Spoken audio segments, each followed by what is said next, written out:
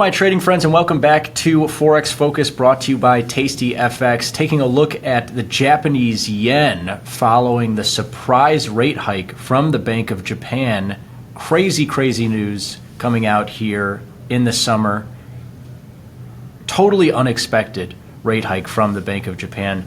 And they, of course, if you've been following central banks in recent years, have been some of the slowest moving, most dovish, expansionary central bankers of any major economy. And now, of course, flipping the script on everyone, hiking as major central banks like the Fed and the ECB, Bank of Canada, Bank of England are either already rate cutting or projected to cut rates in coming months. And so the Japanese yen currency seeing some unbelievable upside against the US dollar and a host of other currencies following this surprise. Let's dig into the price action, and then we're going to dig into a bunch of economic data and take a look at where this could go next. Crazy move here, and it's been a pretty nuts last couple of weeks here for dollar yen and a lot of the yen pairs. I mean, look at Aussie yen is a pretty crazy one as well. Canadian dollar versus yen as well. But let's focus on the dollar yen piece, as it was just a few weeks ago, not even a full month ago, that this market was trading above 160. And today, an intraday trade traded under 150, right now trading around 150. That's a huge move. You know, that's 1,000 pips in a few weeks here. Now, of course, you could make the case that, well, at the heights of 160 coming down to 150, that's not as big of a move as, say, the euro going from 105 to 115. But this is still a big, big move here in what has historically been a less volatile major pair, but in recent years has become a very volatile major pair. And we'll talk about how much more volatility could still be in this market, as, a fall from 160 down to 150 could just be the start for a pair that's traded at certain points in double-digit territory. We'll cover that in a second, but I do want to speak to why we're seeing so much volatility in this pair in recent years and right now. This chart looks super boring, doesn't look like it's conveying a lot of information, but what it does show you is the last 10 years worth of interest rate data in Japan and how it has been either at 0% or negative 10 basis points for the majority of that last 10 years. And in the last couple of months here, the Bank of Japan has brought their interest rate out of negative territory where it was going all the way back to 2016 to 10 basis points. And then this meeting here in the summer of 2024 expected to be, okay, they got out of negative territory. They're into positive territory. They'll probably hold here for a little bit. Most major economies are looking at cutting, so how hawkish can the Bank of Japan really get when there's a potential global recession that a lot of people are calling for? And they got hawkish once again. Another hike here of, albeit 15 basis points, but another hike to get up to positive 25 basis points. And just a little bit of background, this is the highest interest rate in Japan since 2008. And a big reason why the dollar yen or the euro yen, pound yen, all these different crosses, as well as the major dollar yen pair, have been so volatile in recent years is because the Bank of Japan has not budged interest rates amid the pandemic, because they were already at negative 10 basis points. But at that point, you saw the US and the UK and the Euro area bring their interest rates lower, causing a lot of volatility between those currencies and the yen. And then in the years following the pandemic, the last 2 to 3 years, you saw those major central banks bring their interest rates higher, causing a lot of volatility between yen and those currencies. And you might say, Frank, well, if they're all moving interest rates, then wouldn't that cause volatility for those currencies as well? But think of the fact that interest rates fuel a lot of the demand in currencies, right?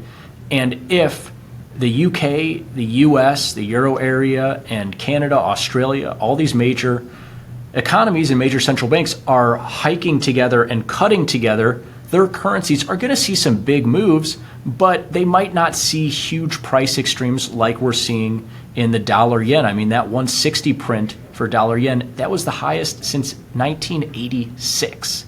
Okay, and so huge price extremes when you're talking about not central banks hiking and cutting together, but one central bank staying pegged at negative 10 basis points and the other central banks hiking and cutting.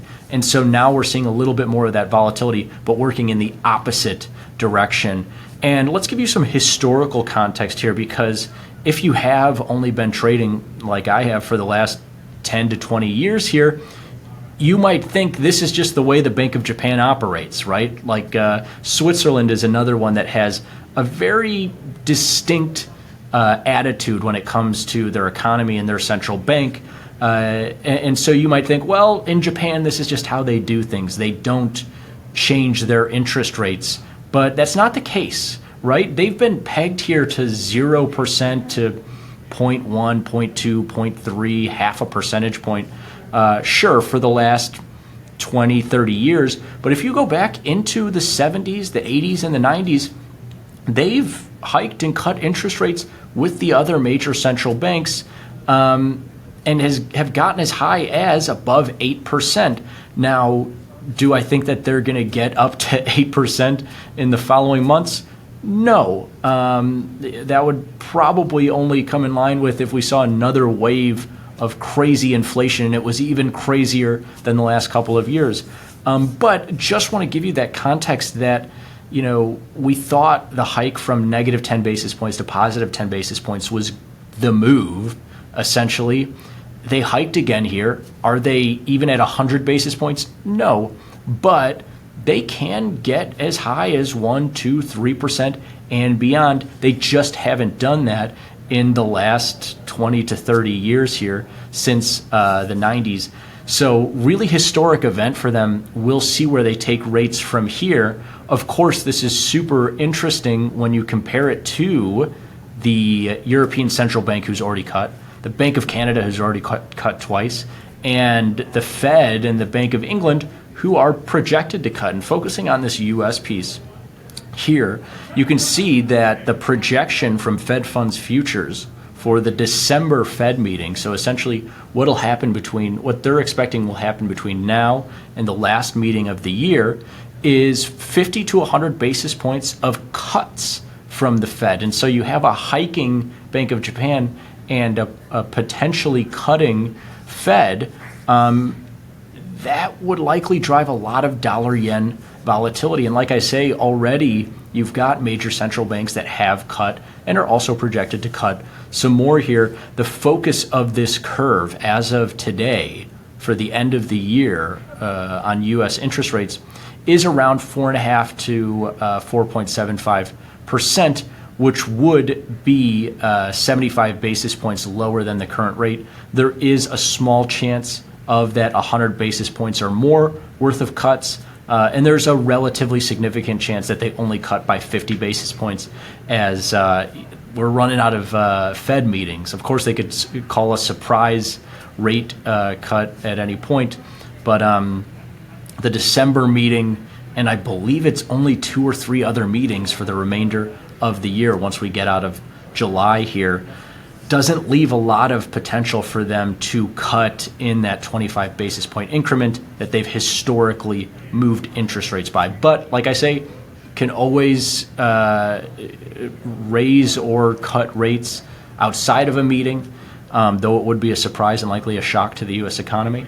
And they also can move interest rates by any increment they want. That's just what we've been doing the last couple of years primarily, is these moves of 25 basis points on a relatively scheduled fashion. But if you go back to the pandemic, those were some surprise cuts, and some of those I believe were 50 basis points or more. Let's get back to the Japanese economy here, though, just to wrap things up, because you might be thinking, well, this is some big tectonic shift, right? And now this dollar yen is going to absolutely sink. Dollar is on the descent, yen is on the rise. Bank of Japan is getting hawkish now, while the Fed is getting dovish. Demand will flow back into yen like we haven't seen in the last couple of years. Not so fast, because you dig into the Japanese economy and it does not look hot.